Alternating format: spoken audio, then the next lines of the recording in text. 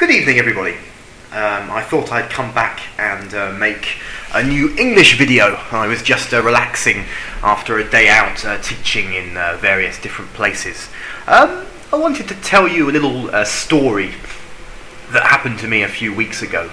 A pupil of mine had recommended me to a local language school, and I got a phone call out of the blue to go in and see them and have a little chat about possibly helping them out, filling in, doing a little bit of work. And I'm always happy to meet new people and sort of extend my network a little bit. So I just went along just to see what they were offering, and I went and I met the owner of this language school.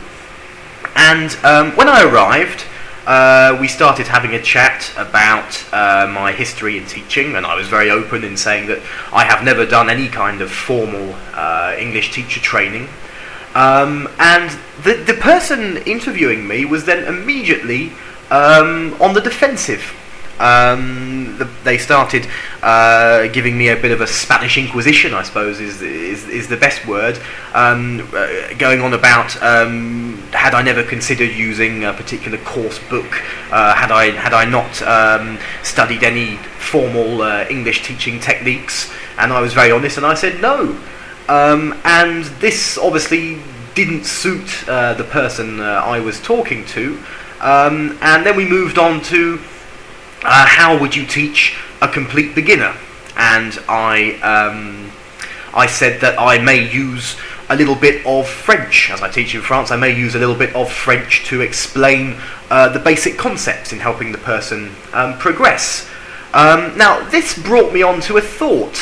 There is a school of thought that English lessons should only ever be taught in English, and of course common sense dictates that in many cases they can only be taught in English, because if the person is an English native speaker and they don't speak the language of the person they're teaching, then obviously the lesson has to be done entirely in English. But I find in many of my lessons, whether it's beginners or whether it's more advanced people, that using a little bit of French with my French students to explain certain concepts actually helps them to get a better grounding of using the language.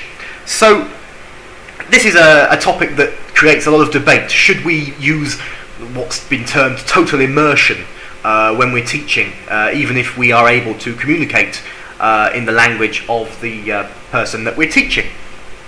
I use French not to run the lesson, but when we're having a conversation in English and we come up against a particularly complicated term or something the person doesn't understand, I can explain it in maybe 5 words in French where it would take me 10 words to explain it in English, which means really that we lose a lot less time in the lesson, and we can revert back to speaking in English again.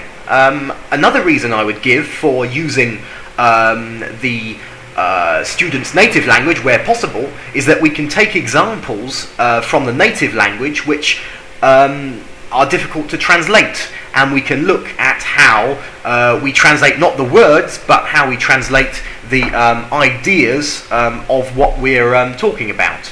So that's another reason why I would tend to use French or the language of the student in general to explain things. So this is a topic that has quite interested me, and I thought I'd pop a little video on here to hear your thoughts. If anybody else is learning English or teaching English, perhaps you'd like to share a couple of thoughts with me. Hope to read some of your comments. Thanks.